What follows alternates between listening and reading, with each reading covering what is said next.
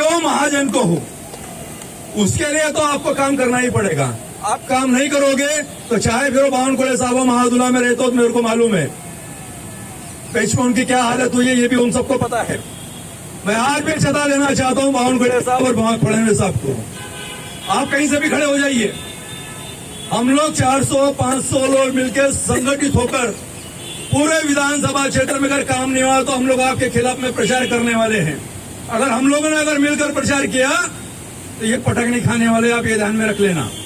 और आपको चुनकर आना होगा, आपको फिर से आपको सत्ता में बैठनी होगी, तो आपको मजदूरों का काम करना होगा। और नहीं करोगे तो तमाम मजदूर मिलकर, ये मत समझ लेना कि हम लोग इतने ही लोग हैं, अन्य कंपनियों में भी काम करने वाले, कॉन्ट्रैक्टर लेबर पे काम करने वाले तमाम साथी हमारे यहाँ पे आपके विरोध में मिलकर काम करेंगे और आपको आपकी जगह बताएंगे। जब हम चुन के ला के सकते हैं, आपको सर पे ताज पहना सकते हैं, तो आपको सत्ता से भी गिराकर आपको हम दफना भी सकते हैं। ये बात आप ध्यान में रखना। अगर आपने नहीं किया तो आप फिर इसलिए तैयार, आपको नहीं करना है तो फिर आपके इसलिए तैयार हो जाइए। आपका पेट भरा हुआ है, आप मजदूरों की भाषा समझ नहीं सकते, मजदूर का दुख आप समझ नहीं सकते। जब हम मजदूर का दुख नहीं समझ सकते तो आपको समझने के लिए हमारी कोई तैयारी नहीं है। आज आप हमको नहीं समझ सकते, हम आपको क्यों समझे।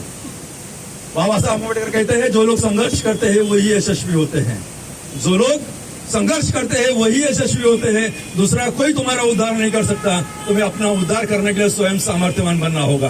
भले हमारे पास में पैसा नहीं होगा,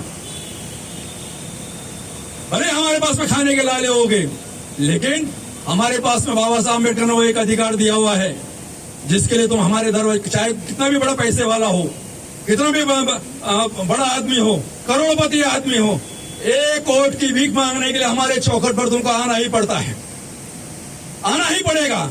इसके सिवाय तुम्हारा काम बन नहीं सकता। और जब तुम हमारे चौखट में आओगे तब हम तुमसे सवाल करेंगे। जब मैं अपना हक मांग रहा था तब तुम कुंभकर्ण की नींद सो रहे थे, और आज तुम हमारे पास वोटों की भीख मांगने के लिए आए हो। पहले मेरा हक मेरे को दे, तब मुझसे वोट की बात करना। और हम सब मिलकर इनका बैंड बजाएंगे। अगर आपने काम नहीं किया तो मैं इतना ही कहता हूं, जो एकजुट आपने आज दिखाई है वो एकजुट भी कल के लिए आपने कायम रखना।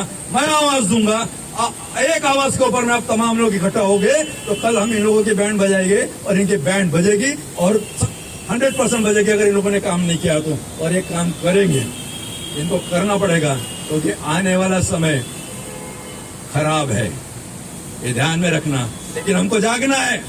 तो मैं बात कह रहा हूं, आप ये समझ लेना, क्योंकि जब इलेक्शन आते हैं तो हम लोग एक पौवे के अंदर में बिकते हैं। वो सारी चीज आज नहीं होगी।